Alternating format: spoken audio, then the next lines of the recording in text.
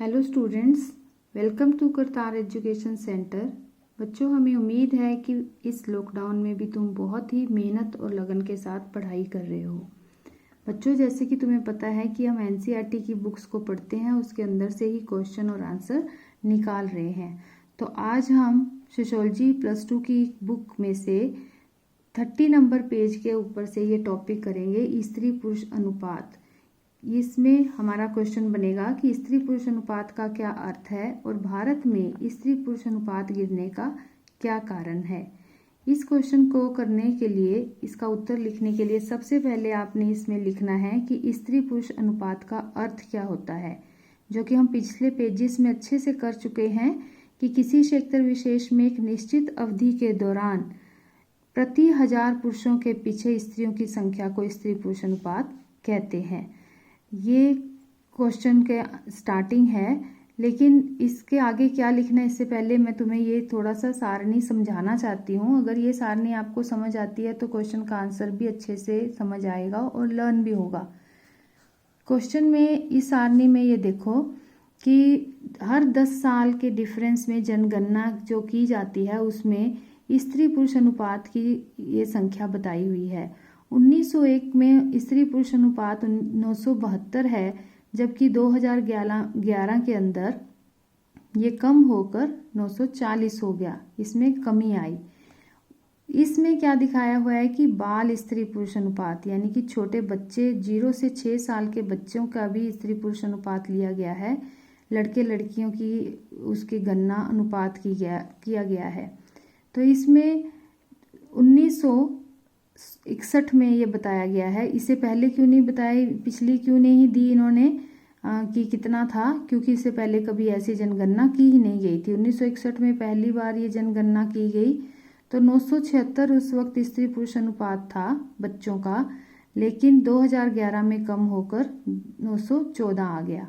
तो ये बहुत ही बड़ी कमी है, ये इस सारणी में हमें पता चल रहा है। तो इसी सारणी में जो दिख रहा है उसी को आंसर के अंदर लिखा गया है। कैसे लिखा है देखो, 1961 में स्त्री पुरुष अनुपात 941 था, फिर 1991 में 927 हो गया, 2001 में इसमें बढ़ोतरी हुई, लेकिन 2011 में जाकर ये 940 हो गया।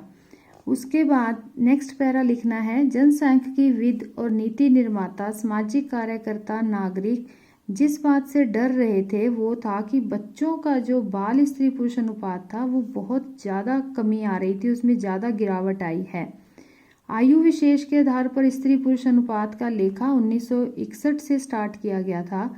0 से 6 साल के जो बच्चे होते हैं उसके अनुपात को ही बाल स्त्री पुरुष अनुपात कहा जाता है।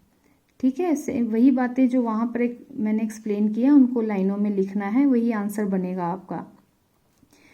तो 1991 से 2001 के बीच में जो स्त्री पुरुष अनुपात है वो तो थोड़ा सा उसमें थोड़ी कम गिरावट आई, कहीं कहीं बढ़ोतरी भी है। जैसे 927 से 933 जब हुआ था तो उसमें बढ़ोतरी आई, लेकिन जो बच्चों का स्त्री पुरुष अनुपात है वो तो बहुत ही कम हो गया। 1945 से घटकर 1927 हो गया और अब 2011 में वो 914 है। तो ये बहुत ही बड़ी कमी है, जो कि एक खतरे की बात है कि बच्चियों की, इसका मतलब है कि बच्चियां जो हैं उनकी संख्या कम हो रही है। राज्य स्तरीय बाल स्त्री पुरुष अनुपात चिंता का ज़्यादा विषय है। आपने लिखना है कि बाल स्त्री पुरुष अनुपात 2011 के अनुसार हरियाणा में सबसे कम स्त्री पुरुष अनुपात है बच्चों का 834 और अरुणाचल प्रदेश में 972 है। ये इसके साथ ही यहाँ पर ये मैप दिया हुआ है, देखो इसमें तुमने देखना है, बताया है कि जो पिंक कलर है जिस राज्य का, वहाँ 966 से ज़्यादा स्त्री पुरुष अनुपात है, 966 से ज़्यादा। ग्रीन कलर में 932, ऑरेंज में 908, इस तरह से बताया हुआ है। ये आपको मैप देखना आता ही होगा। तो यहाँ पर देखो, ये जो केरल, आंध्र प्रदेश, छत्तीसगढ़, ये पूरी बेल्ट जो जा रही है, यहाँ पर कितना है स्त्री पुरुष अनुपात 966, लेकिन ग्रीन वाला 932 है। ये ग्रीन है कर्नाटक, ओडिशा, मध्य प्रदेश, बिहार उसके बाद उससे कम महाराष्ट्र, उत्तर प्रदेश, राजस्थान। तो इस तरह से ये हमें इस मैप से नज़र आ रहा है। ग्रीन कलर यहाँ है, ग्रीन कितना था 932, तो यहाँ पर 932 से 953 के बीच में है। तो इन्हीं लाइनों को यहाँ पर एक्सप्लेन किया हुआ है। ये कॉपी में लिखने की ज़रूरत नहीं है, लेकिन तुम्हें इसको याद करना है, इसमें से छोटे क्वेश्चन बनते हैं। उसके बाद आपकी नेक्स्ट हेडिंग बनती है कि जो स्त्री पुरुष अनुपात है उसमें गिरावट क्यों आई है, उसके कारण में सबसे पहला कारण लिखोगे स्वास्थ्य संबंधी कारक। स्वास्थ्य संबंधी कारक जो पुरुषों की बजाय केवल स्त्रियों को प्रभावित करता है, क्योंकि केवल स्त्रियों को ही बच्चा पैदा करने के लिए मौत का जोखिम उठाना पड़ता है। वैसे तो विकास हुआ है, मातृ मृत्यु दर में कमी आई है, लेकिन फिर भी उनको उतना जो जोखिम स्त्रियों को उठाना पड़ता है वो पुरुषों को नहीं उठाना पड़ता। दूसरा पॉइंट बनता है मातृ मृत्यु दर। मातृ मृत्यु दर हम पीछे पढ़ चुके हैं, क्या होता है भारत में ये घट रहा है। मातृ मृत्यु दर मतलब अब बच्चे को जन्म देती हुई माएँ जो हैं वो कम मर रही हैं। फिर भी अगर अंतर्राष्ट्रीय मानक देखें, हम पूरे विश्व के दूसरे देशों के साथ कंपेयर करें तो भारत में ये ज़्यादा है। तो इसलिए हम कह सकते हैं कि मातृ मृत्यु दर के कारण भी स्त्री पुरुष के अनुपात में गड़बड़ है। बालिकाओं के प्रति भेदभाव, समाज विज्ञानी ये मानते हैं कि जो बालिका होती है, छोटी बच्ची होती है, उसके साथ भेदभावपूर्ण व्यवहार किया जाता है और उनको जब वो छोटी होती हैं तो उनकी देखभाल में उनकी उपेक्षा की जाती है, जिसके कारण उनकी मृत्यु ज़्यादा होती है। नेक्स्ट हेडिंग है लिंग विशेष गर्भपात। क्या इसका क्या मतलब है कि बच्ची को पैदा होने से पहले ही उसको मार दिया जाता है। इसका क्या कारण है, धार्मिक और सांस्कृतिक अंधविश्वास भी इसके कारण हो सकते हैं। नेक्स्ट हेडिंग है बालिका हत्या की प्रथा। कुछ क्षेत्रों में बालिका हत्या की प्रथा पाई जाती है। और उससे अगला पॉइंट है आधुनिक चिकित्सा तकनीक। जो आधुनिक हमारी मेडिकल टेक्नोलॉजी आ गई है उसका भी बड़ा कारण है इसमें बाल शिशु मृत्यु दर के बीच में।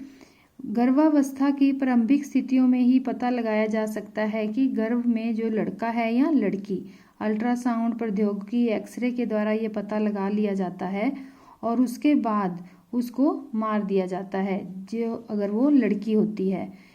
इसको शुरू क्यों किया गया था, क्योंकि ये शुरू तो इसलिए हुआ था कि भ्रूण जो होता है यानी कि जो बच्चा पैदा होता है उससे पहले ही हम ये पता लगाएं कि बच्चे में कोई बीमारी तो नहीं है, लेकिन लोगों ने उसका दूसरी तरह से यूज़ करना शुरू कर दिया। नेक्स्ट हेडिंग है समृद्ध क्षेत्र। समृद्ध क्षेत्र यानी कि अमीर जो अच्छे लोग हैं, यानी कि जहाँ पर प्रति व्यक्ति आय जो ज़्यादा है। तो प्रति व्यक्ति आय वाले जो क्षेत्र हैं जैसे कि महाराष्ट्र है, पंजाब, हरियाणा, चंडीगढ़, दिल्ली, यहाँ पर भी लोग जो हैं वो बच्चियों को ज़्यादा मारते हैं। वहाँ पर बाल स्त्री पुरुष अनुपात कम है क्योंकि वो लोग क्या करते हैं कि उनके पास आसानी से वो पता कर सकते हैं, ये टेक्नोलॉजी पैसा खर्च कर सकते हैं।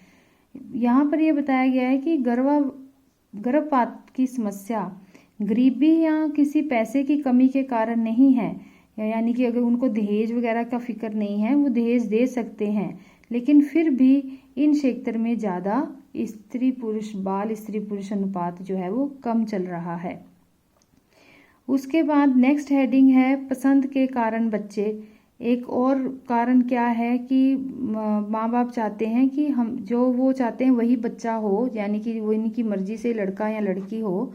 जो अमीर लोग हैं, आर्थिक दृष्टि से समृद्ध यानी अमीर लोग, वो 1 या 2 बच्चे ही उत्पन्न करना चाहते हैं। तो वो चाहते हैं कि हमारी पसंद का ही हो, लड़का या लड़की। तो इससे भी वो अल्ट्रासाउंड की टेक्नोलॉजी को यूज़ करके अपनी पसंद के बच्चे पैदा करना चाहते हैं। उसके बाद लास्ट में है सरकार द्वारा प्रयत्न। अपने हेडिंग देनी है सरकार ने क्या प्रयत्न किए हैं। नंबर 1 कानून। सरकार ने कठोर कानून बनाए हैं और कानून क्या है ये याद रखना है आपने। प्रसव पूर्ण नैदानिक प्रविधियाँ, उनका दुरुपयोग या विनियमन और निवारण अधिनियम। ये कब बना था 1999 में। इसके अनुसार अगर कोई भी ऐसे कुछ करता है उल्लंघन इस नियम का, यानी कि वो पता करवाता है कि बेटा या बेटी है और उसको मरवाने की कोशिश करता है, कुछ भी ऐसा काम करता है, तो उसको जुर्माना और जेल भी हो सकती है। 2003 में इस कानून को और सख्त बनाया गया, सख्ती से इसको मतलब कि लागू किया गया है। बालिका बच्चियां जो होती हैं उनके विरुद्ध भी पूर्वाग्रह पाए जाते हैं। पूर्वाग्रह किसे कहते हैं? पहले से ही सोच बनी हुई है कि उनके प्रति गलत सोच है, जिसके कारण उनको मार दिया जाता है, उनको लोग नहीं चाहते कि वो हो, उसमें भी चेंज लाने की कोशिश की गई है। तो इसलिए सरकार ने बेटी बचाओ बेटी पढ़ाओ कार्यक्रम का शुरुआत की है, जो कि बहुत ही कारगर नीति साबित हुई है। तो यहाँ तक आपने इसका आंसर लिखना है और पॉइंट वाइज जिन जिन लाइनों को ब्लू अंडरलाइन किया है, जो बोला जा रहा है, उन्हीं को लिखना है और याद करना है। अगर आपको ये वीडियो पसंद आती है और ये पढ़ाने का तरीका अच्छा लगता है तो प्लीज़ वीडियो को लाइक करें, सब्सक्राइब करें। धन्यवाद।